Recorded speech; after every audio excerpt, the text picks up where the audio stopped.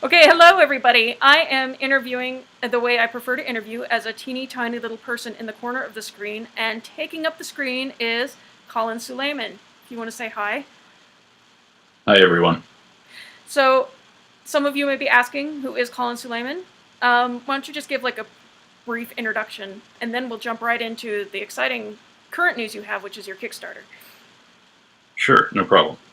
I generally publish under CA, Suleiman. That's how most people know me. There have been a couple errant projects where an excited editor said, well, it's Colin, and they put that on the cover, but those were accidents. Mostly, I've been involved in the gaming side of publishing.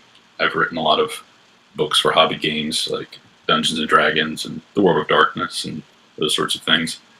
And I was the IP developer for the late great Dave Arneson before he passed away in 2009. And but apart from that, I've also done some work in fiction, written a couple novels, a couple screenplays. You know, the life of a writer. And we'll get into all the details about how you built your career. But first, let's talk about your Kickstarter campaign that you've got going on right now. Sure. Well, I've been working on this for about 3 years now, and it's my first independent Kickstarter project. And so a lot of T's to be crossed and I's to be dotted. But it's basically an anthology of original fiction that's shared world. So how much can you reveal about the world, the shared world that you created for them to work in? Well, the general idea of the Lost Citadel is that it's a fantasy setting, kind of similar to what people are familiar with Tolkien and Lord of the Rings and stuff. Sort of what we might call traditional Western fantasy. But the general idea is that we build this whole traditional Western fantasy world, and then we kind of put it through the undead apocalypse concept. Gotcha. So it's the elevator pitch might be Walking Dead meets Lord of the Rings, but that's really oversimplifying it, because a large part of what we wanted to do was avoid traditional Western fantasy or Tolkienisms. We're either using them because they're part of what fantasy is in this context, or specifically deconstructing it, Right. kind of going right after it. But otherwise, it's basically what might happen if that fantasy setting that everyone's sort of familiar with was really put through the ringer. And the eponymous Lost Citadel is the last civilized city in the world, as far as anyone knows, and all that's left of humans and dwarves and elves and all of that, and they all now have to live together in the same city, because outside the walls is undead apocalypse. And so did you set any parameters about where the stories have to be set? Do they have to be set inside the Citadel? That's a great question. Well, the first anthology, it's called Tales of the Lost Citadel, primarily to reinforce the idea that this is where we introduce people to the concept and to the city. So we wanted the stories to be about the city and the people in it more so than anything else directly. But because that's the focus, it's also not too hard to do, because telling stories about places outside the city is a pretty dark endeavor. But that was definitely part of the mission statement of the first thing having to do with the Lost Citadel, which is to present the concept and keep things about the city for the most part. And for me, sort of a world builder and completionist, I wanted to really give them a lot to work with so that they could have as much freedom inside that, if that makes sense. Mm-hmm. And so part of that 3-year period was really world building this whole thing, and at the same time having it be something strong, having it be something easily accessible that wouldn't require memorization of all these sort of micro details about a world that's not ours. It's easy to get, And then I wrote this big Bible for the writers, basically, with my partners in it. And then I said, go crazy. And that's sort of the result, is this anthology that we're kickstarting. Hopefully by the time this interview goes up, it'll actually be live. Yeah. But it's June 16th is the start date, hopefully. And I'll run for about 4 weeks. And hopefully it'll give people a taste of this setting that we spent so long building, but at the same time, show off the individual voices of the writers involved. And so now, the other part of it, which is cool, is that the idea is for it to be sort of a transmedia thing. So it's not just, early Kindle days, like all this dry text. It's going to be really pretty and a lot of art, graphics, as you'll see on the Kickstarter page.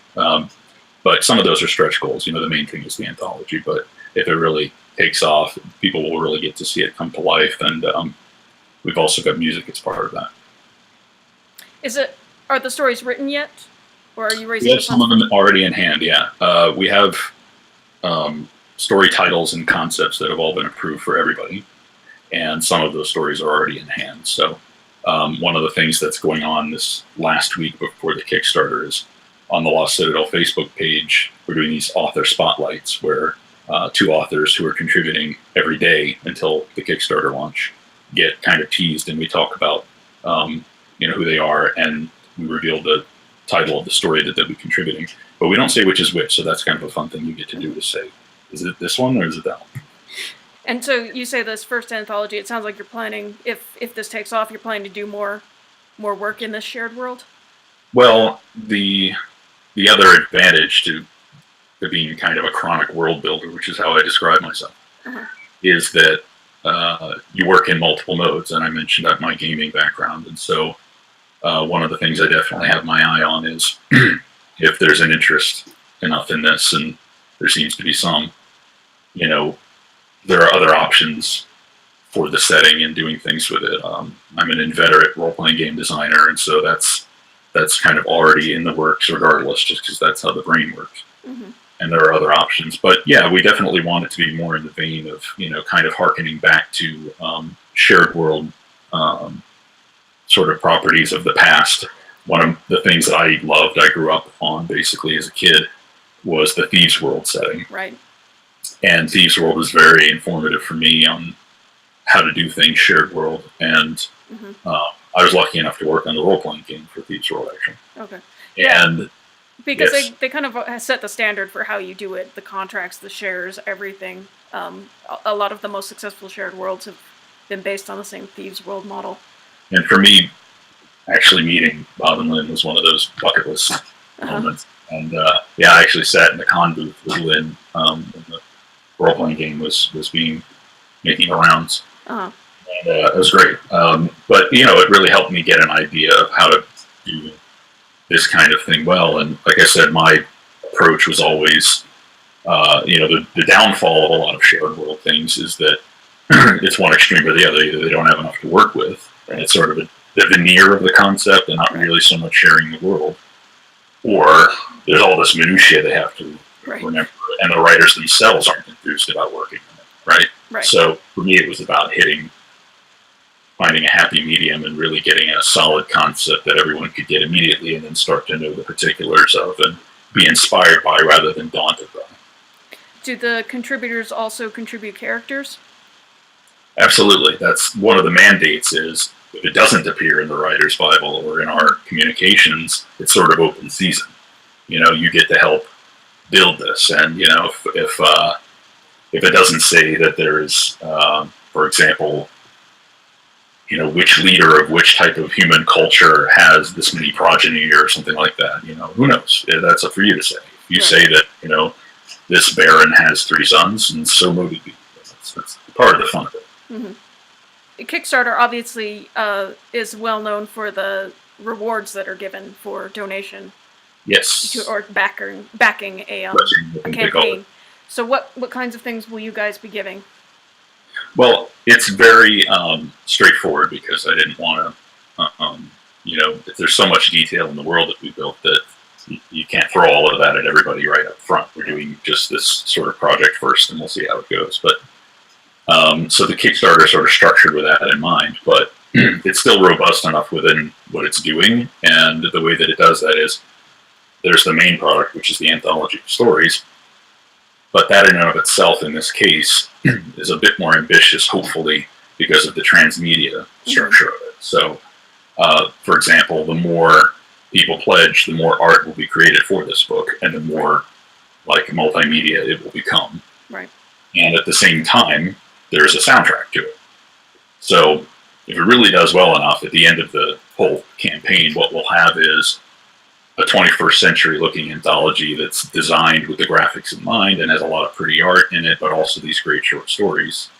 and then a very fully formed attached soundtrack by the band Tolkaram and writer Brian Hodge and composer H. Arnold Jones, all signed on for this. And if the pledges keep coming in, and more things kind of get created for it all. So that's the vision, is that at the end of this we'll have a book that's an anthology, but not a dusty, sort of dry read, very colorful and steeps people in the world, And then attached to that, this soundtrack full of music that is free to everybody. If it funds, everybody gets it. And so are you go ahead. Thinking in an ebook format, or are you thinking in print form, or are you thinking both? Oh, it's going to be both. And everyone the way it's structured is, as everyone will see when they go to the page, is anyone who gets a print copy also automatically gets the digital copy of that. And you can add extra copies one at a time as add-ons if you want. And speaking of other things that it's offering, is I mentioned that exhaustive writer's Bible that we spent so long coming up with. Well, that's a whole other book that people can get. Okay. And it's going to be illustrated by the same team of artists. So, for me, the quintessential, the basic sort of reward tier, the package, if, what I see happening and people getting the most of, would be the one that gets them the print digital copy of the anthology, plus this illustrated writer's Bible that helps inform all of those stories, because that's what the writers were going off of. And then we've got posters and some other stuff, but basically that's the core of it. My hope is that people will really appreciate that idea, and we'll take a look. The other thing about the illustrated writer's Bible is we're not going to sell it or anything later. It's exclusive to the Kickstarter. So I think that's enough for what we're trying to do. Oh yeah, and it's great because some people you see on Kickstarter, they have this pitfall of giving so much away in rewards. Right. It's almost like they're not really raising any money, and I think it's a much smarter way to go, that you're focused on making this anthology better, and that's what everybody's goal should be, not getting their... I'm leery of using terms like, deluxe or prestige or any of that stuff, because for some people that implies, a super high cost, which it won't be. It also implies things that they might assume that they might not get. But for me, I do view the work itself that way. I view all the work that I put into it, and with my partners, and the world building and being meticulous and doing the research you were talking about of not making those mistakes when you're going to run a Kickstarter. All of that is sort of a composite of due diligence, and that's why it's kind of taken this long. But it's all to create a really, really fine, classic, shared world style, harkens to the stuff that I grew up on, but takes itself just seriously enough so that people who read it can be really engrossed in it. And it's also worth sharing that Tolkaram is your band, correct? It is. And you are a musician as well. So when it says, Tolkaram out of Washington, D.C., that is my band, but I'm on the hook for as much as people want out of it, Right. They're staggered as goals, and if, X many of the music goals are funded, then that's how much music me and my music making partners will create. I can't stop the muse, so some of the prospective music for the Lost Citadel soundtrack is already done. I only bring it up because sometimes you see campaigns that say we promise this and that, but they don't have a musician yet. They don't have a. You're gonna go find an artist. Yeah. No, you've got all that. One of the reasons why it's taken as long as it has to really put it all together isn't just because it's sort of my first independent crowdfunding thing, and I had to be careful, but specifically so that all of those bases were covered. Everybody whose name is mentioned is fully on board and excited, and there's none of this, if the money's there, then we'll worry about it. No, it's all been worried about before. No, I'm just excited to let people start kind of getting to know the world, because, a danger with something like this is they might see just this concept, just this superficial, elevator pitch of it. But part of why all this work went into it is because I really wanted to do something more with it. Anyone could just take that idea necessarily and, do something with it. But, I really wanted it to be as good execution-wise as its promise. Right. Well, and fortunately, you have the ideal background to put together something like this nowadays. How did you get started in speculative fiction? Well, I had the right upbringing. I grew up the son of someone with a master's degree in comparative literature, and a librarian and a writer, and probably the best poet I've ever known. It happened to be my own mom. Mm-hmm. And so I read a lot, and I was surrounded in writing and books, and it was also during a good time, I think, because you know, by the late '80s, when I could start really processing a lot of this stuff. We had all this stuff available. There was all that stuff out by King, and we just had a great sort of era for horror. Mm-hmm. And a lot of those shared world things I was talking about, it was the heyday of the Thieves World era. And plus that really, the conjunction of that and the gaming side and Dungeons and Dragons, which of course, I mean, you couldn't escape it. Right. And that's how I fell into both, really. But a large part of my actual career path, since I started having one, was informed by a guy named Rein-Hagan, who created The World of Darkness, which is Vampire the Masquerade and all of those games, and founded a company called White Wolf. And by the time I was a teenager, that was sort of where I was at and what I wanted to do and where a lot of my ideas were. And because of his company, you know, I have however many book credits that I have to my name at this point. A lot of it has to do with White Wolf, and I have to credit them for that. And how'd you get started with them? I was an active member of the whole sort of, I would call it that first tier community, real White Wolf loyalists who were there when they were trying to build. I mean, back during they had a live action role playing attachment called Night Owl Games or something, and I went to everything I could that I could. It was, you know, that's part of why it took off so well, is because it was also a social community, and that was what people did for fun with their friends and still do.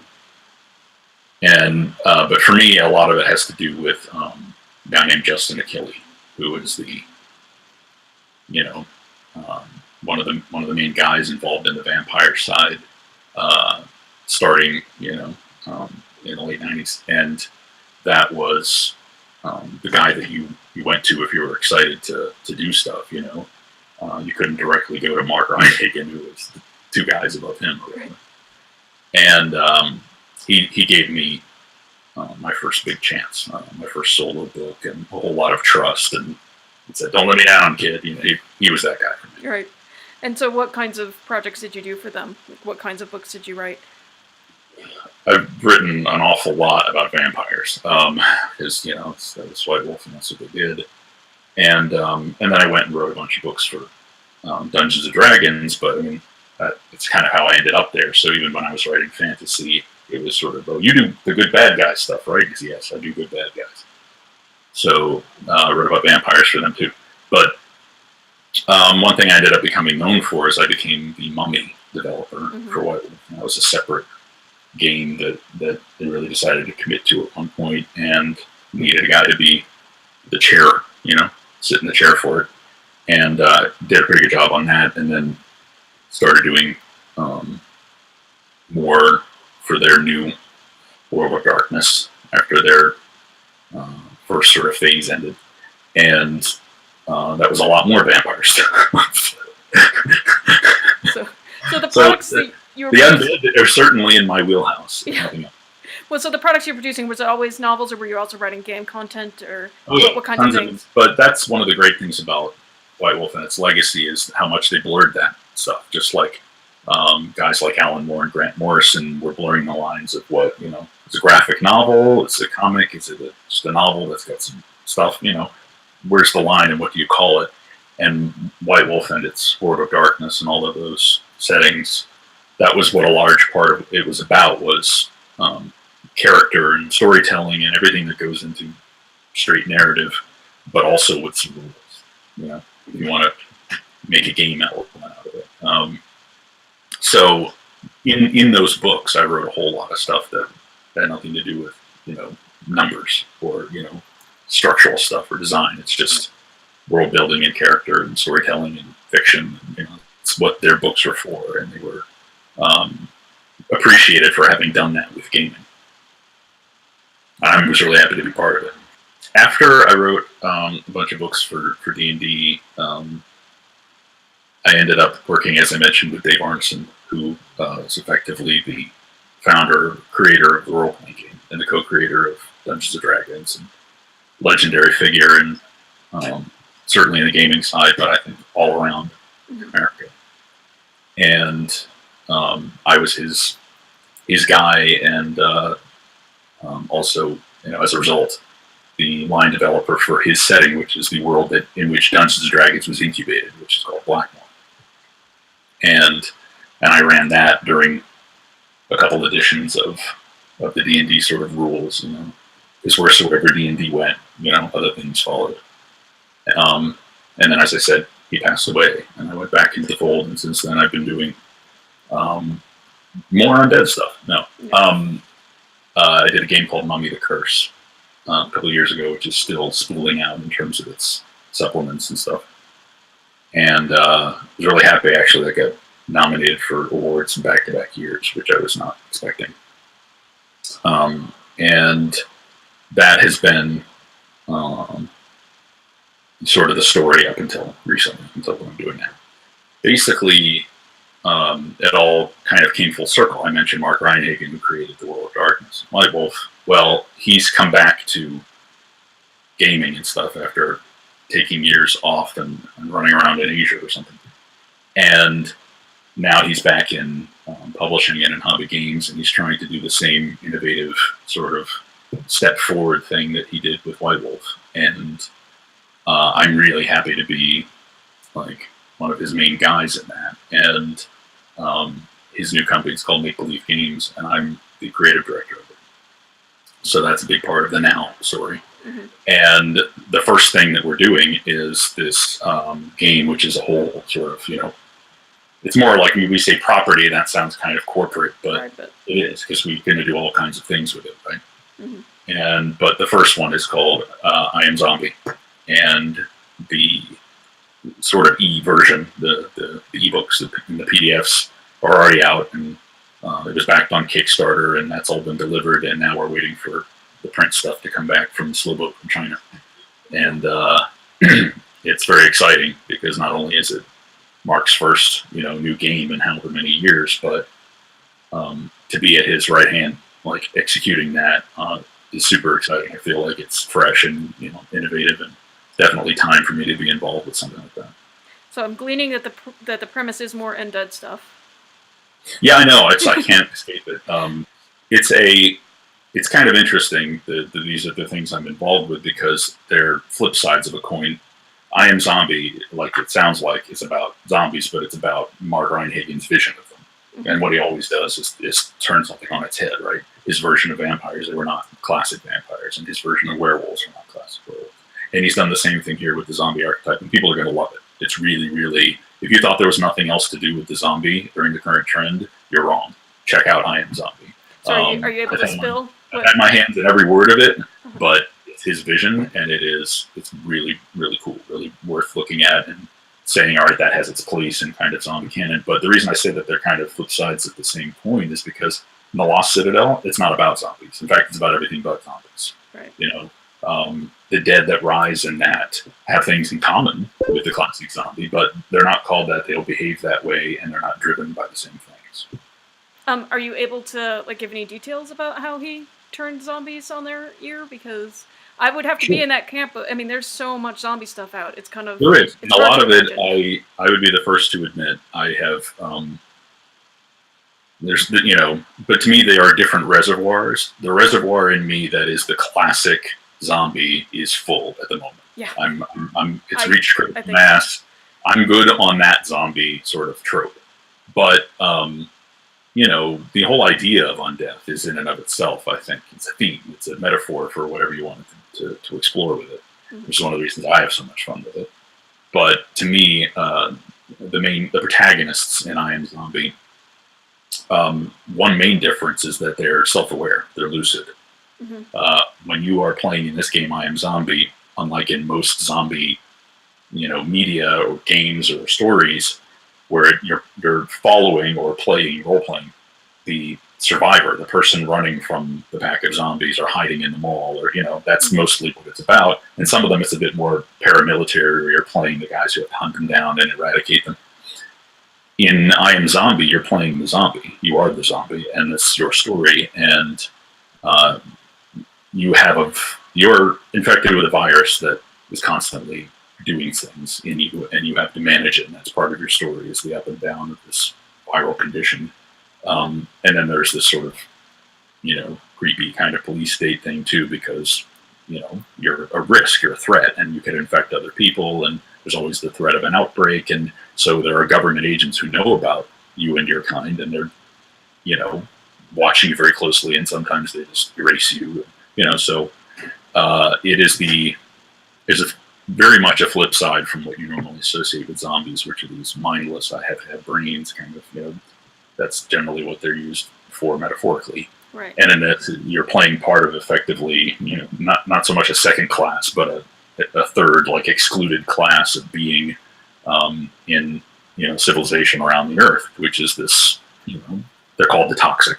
Right. And, technically they are, they don't have the same rights as breeding citizens, and, governments have used that to their advantage, and it's a whole setting, but that is the main difference, and the thing that keeps it fresh from 99% of the zombie stuff out there is it really isn't so much about the people who are running around trying to avoid the zombie thing. You already failed to avoid it. Now what are you going to do? Right.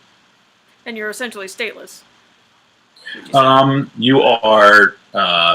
You have to either go completely underground, and there's this whole setup that allows for that. Part of surviving your first year of Half-Life is what they call it.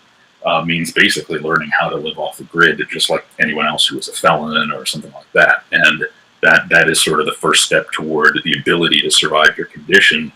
And I don't know what the statistic was, but somewhere in the book it talks about how that a reason that's so important is because they don't survive that first year. Most people who get infected and don't die from it and remain self-aware and, having to sort of hide their condition, it kills them in the first year, or someone else does. Mm-hmm. So, creative director of a game company, what is your day like? I mean, what kinds of things do you tend to work on? It's busy. Yeah. We're just getting started, and it's a small central staff, but they're scattered all over. And as I mentioned, Mark Rein-Hagan himself is in the Republic of Georgia or something. It's Western Asia. Right. And so all the stuff that you would normally have to deal with in a new company kind of environment, we have to deal with. We just have to manage it with crazy time zone differences and virtual meetings and stuff like that. But for the most part, I am heading up all of the, basically the execution and the development of Mark's like crazy, my prow will cut through all resistance kind of vision, right? He's the Napoleon, and I have to make a lot of that stuff happen, mostly on the content side. So, we've got the next book already in the works, and I have to get the writers and coordinate with them, and it's a whole new thing they've never heard of, so I have to get them up to speed, and it's kind of cool. It's it beats work, like they say. So, if he's the architect, you're like the foreman, basically. Yeah. Well, it's a what did Einstein say? Genius is 1% inspiration and 99%. Yeah.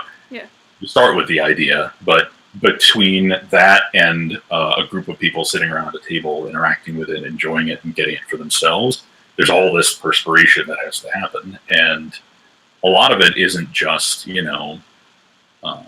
technical or administrative. Like, I have to sculpt the stuff that comes out of Mark. We start with an idea, we'll brainstorm. It's refreshingly collaborative because he trusts my judgment on content and narrative.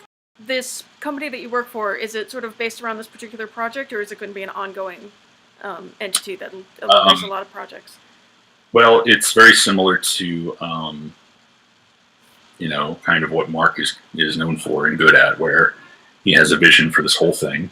With White Wolf, it was this thing called the World of Darkness, which included this family of games and brands, and we're doing something similar this time. And the umbrella setting is called the Xenocosm, and one of the main things about it and why it has it's sort of a progression from what he is known for rather than a repetition of it, is rather than it being a gothic horror informed umbrella thing, this is all basically sci-fi and cutting edge, like futuristic kind of. which I suppose is the other important thing to say about I Am Zombie, which is the first setting or game or brand inside this xenocosm, is most, 99% of zombie stuff out there is not sci-fi zombie stuff. In case the virus has a sci-fi origin, that kind of thing. And so I Am Zombie is the first foray into the xenocosm. And for me, it's fun because I grew up on as much sci-fi as I did fantasy or horror.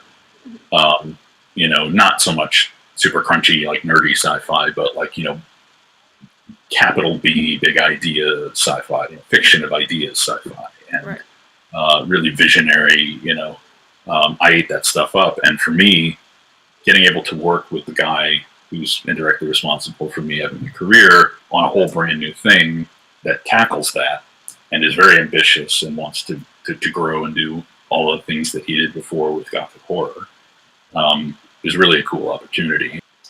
So it sounds like you'll be heading up 2 pretty major projects then. I hope so. Yeah, it's and there's a whole.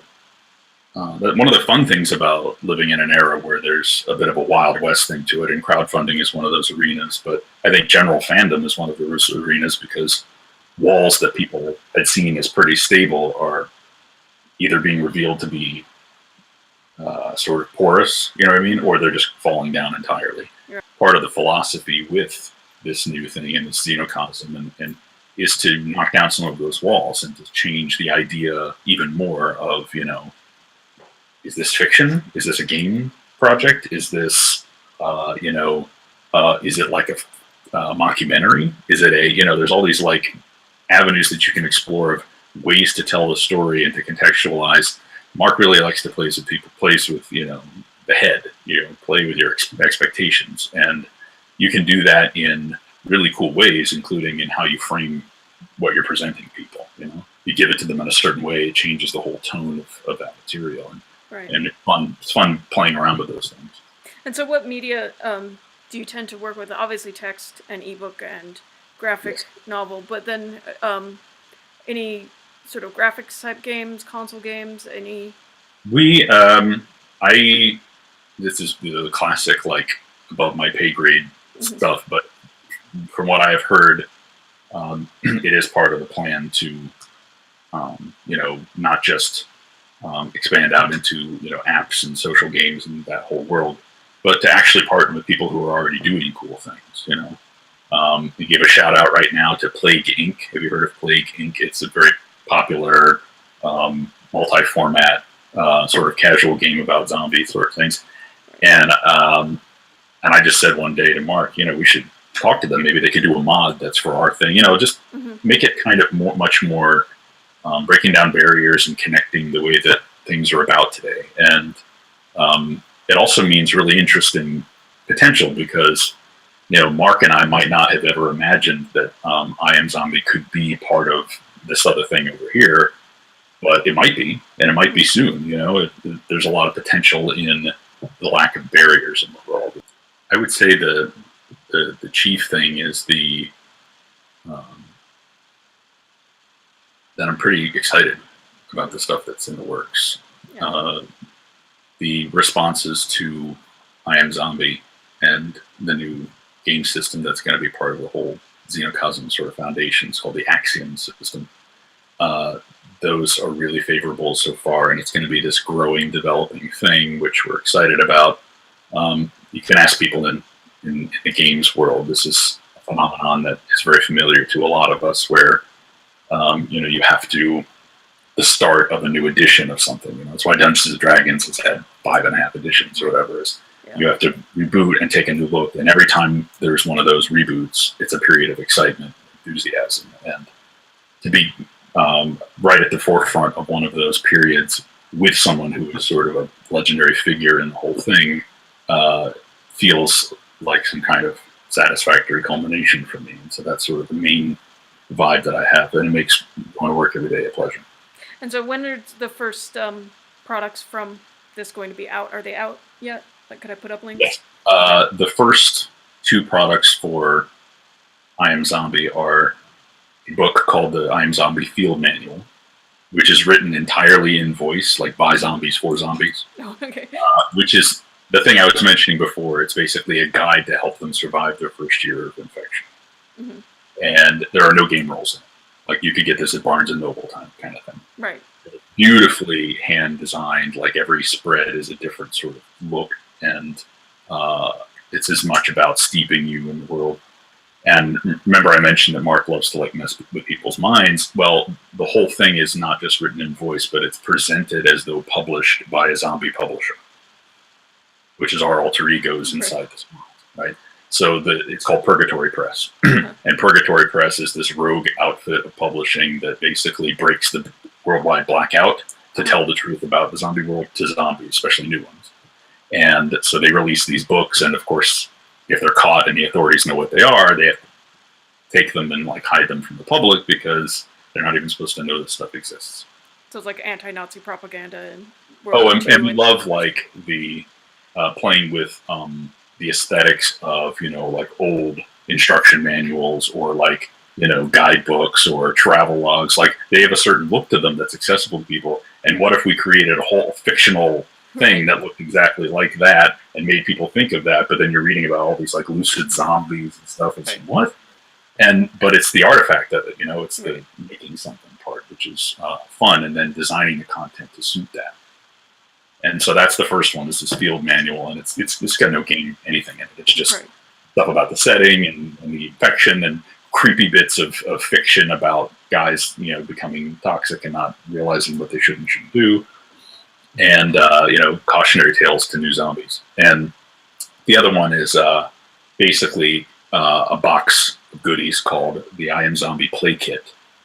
And this field manual is a part of the play kit, but it's also got other stuff. It's got the first 2 decks of cards, because you play the role-playing game with cards. Mm-hmm. It's all cards and dice. There are no character sheets or any of that stuff. You don't have to look stuff up. It's all right there. And so the play kit is a box with that book and those decks and a sample set of dice, and I think some tokens that represent these things in the game.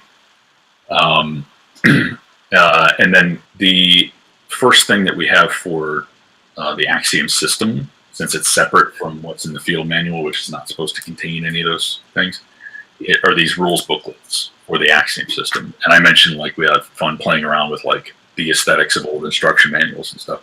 Well, that's exactly what these look like. And so the first one of those, it's called Axiom Null, and it looks like an old instruction manual, and it's got all of the axioms, the rules, including stuff you would need to play I Am Zombie, but all of sort of the flavor is in the field manual. And in the so all of the electronic stuff related to that, the ebooks for the field manual and for this Axiom Null rules booklet, and you know the printable versions of all of the cards from the first 2 decks, all that stuff's already done and out. Everybody who backed it on Kickstarter has already gotten it. Now we're just waiting for the physical products, which should come later this summer, and then it's on. Well, and just a practical question for people who are sort of trying to break into this kind of thing is, there's a lot of people that talk a good talk about putting together a project.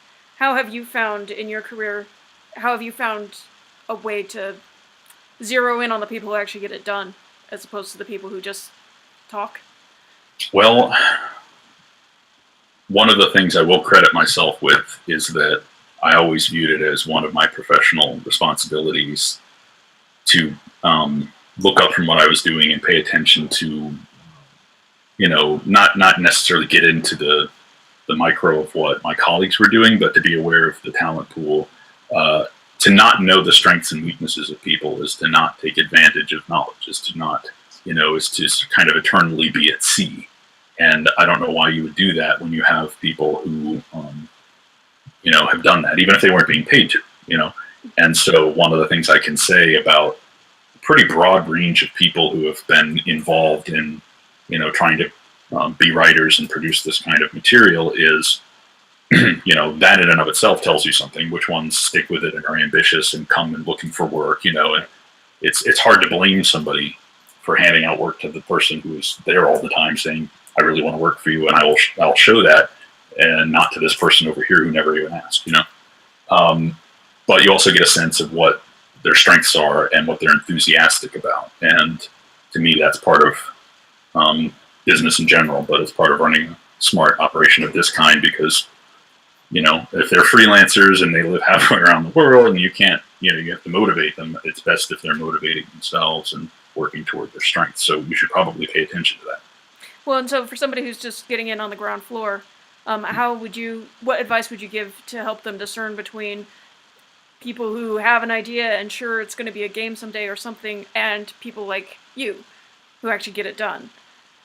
I think that's the difference right there. Is I suffer from a brutal perfectionist streak, but one thing that does lead to, if you're built that way, is you do see things through. You get things finished, I've always seen that sort of inability to stick to a chosen path as usually a disappointment and sometimes a character fail. And so I never wanted to be that guy. I always wanted to finish the thing I said I was going to finish, and then it doesn't have to take forever. It's just but within that project, you shouldn't set it down. And so when somebody's going into a project like this, what sort of things should a company be able to demonstrate in order to show that they can actually get projects done? Is it past work that they've already released, or what kind of traits would... Well, I think the rules are a little different for a company. Okay. With an entity, or like an individual who's trying to be part of something. They're two different scenarios. So, okay, so we've been talking, I guess, then about the individual people who are looking for companies. Because the thing is, these days, it is quite possible to do a lot of really exciting stuff from your living room on your computer. Absolutely. And be part of really awesome global, projects that produce these really fantastic products. But I think that also leaves people open to being taken advantage of, or sort of being taken for a ride if they don't know what to look for. It does. So I think, this is the appropriate time for one of the axioms of professional life, which is, generally speaking, you get what you pay for. Okay. If you want to go onto Fiverr or one of those sites and get someone who's willing to write 10,000 words for $5, you're going to get what you paid for. Right. If you want content that is well researched, executed, and properly contextualized, you should pay for it. And obviously, that's easier said than done. But the operations that know that they're all working towards something that stands a chance of commercial success and deserves to exist regardless of those chances. Those are the people who, fate, providence, whatever, more often than not rewards them with the ability to keep going for a while. And as a practical matter, are they usually able to pay up front, or are there ever situations where you're working on something sort of on spec? And in today's age, there's a lot of, basically good faith being thrown around. There's token payments. There's this is an advance on that. This is because a lot of it's built on crowdfunding or on expectations of sales or pre-orders post a certain date. There's always something that pushes the ability to ascertain immediate sort of monetization down the road. And crowdfunding is the face of that right now. And so there are people who are talented who are willing to wait and see what happens in that short term, because there is a beginning and an end to it. They know it. And they can rely on a certain amount of investment heading into it. Plus, they can assess the project itself. They can assess the credibility of the people running it. They can assess, and the more they have to offer, the easier that's going to be for them, because they'll have been around the block. It's all this sort of, I hate to put it this way, but it's there's a rising cream element, that is present in every facet of life, and this is no exception. So you can generally tend to spot the people who want to be part of that upward motion in a serious way. Right. But it isn't necessarily a red flag if someone comes to you and says, we can't pay you immediately. No, not necessarily. For me, it would depend on what I had a right to expect then myself. Basically, if the more experienced someone is, or the more talented, or the combination of the two, the more they will bring to the table. I would say the more the company or the people running the project should endeavor to not take advantage of them. Ideally, there's enough to go around for everybody, but if you're going to take a little advantage of someone, you take advantage of the person who is just starting out and knows that this is the point of their career at which they have to do a little interning or whatever, however you want to rationalize it. Sure. But the more someone has the potential to bring to your operation, the more you should try to avoid taking advantage of them. And it sounds like you benefited from good mentors. I've been on every side of this equation. It's really kind of cool. I've had great mentors and been given amazing opportunities, and at the same time, I've been taken advantage of brutally. So I've got enough experience of the whole gamut that at least I know what it looks like from each of those sides. And do you have any sort of precautionary tales about how, when times you have been taken advantage of, what were the warning signs? Working with people who didn't have what I've been talking about, working with people who were not perfectionists like me, working with people who maybe weren't as committed to, what I call a composite of due diligence. That's a cautionary tale. And if you spot that and you are in a position to maneuver at all, I would consider it a red flag. And you've benefited from some excellent mentors. What sorts of events or communities should people be involved with in order to be able to have contact with good mentors? Well, I think the social media age has changed some of those rules too, and some of that is still ongoing. There are online communities that have completely replaced, what would have been sort of a standard thing 10 or 15 years ago. So, it depends on what you're trying to do. In fact, I can tell you that just recently it's been part of the hobby games world to talk about this very thing. Should we try and create a centralized way to link prospective employers with valuable freelancers? And there's something dooms these things to failure every time they try to happen. And so, and part of why we have to have conversations like that isn't because no one can get anything done. It's because of these changing rules. Any last words about your Kickstarter campaigns? I would just definitely say to really give it a look, check it out. It's not exaggerated, it's not bloated like you mentioned some Kickstarters are, but it does look like 3 years worth of work, so we're pretty proud of it. Yeah. No, it sounds exciting. So everybody should, after watching this interview, click on over there and check it out and back it even. That would be the ideal thing to do. That would be fantastic. Yeah. And then we can bring you more Lost Citadel stuff. It sounds awesome. So thank you so much. Thanks for having me on.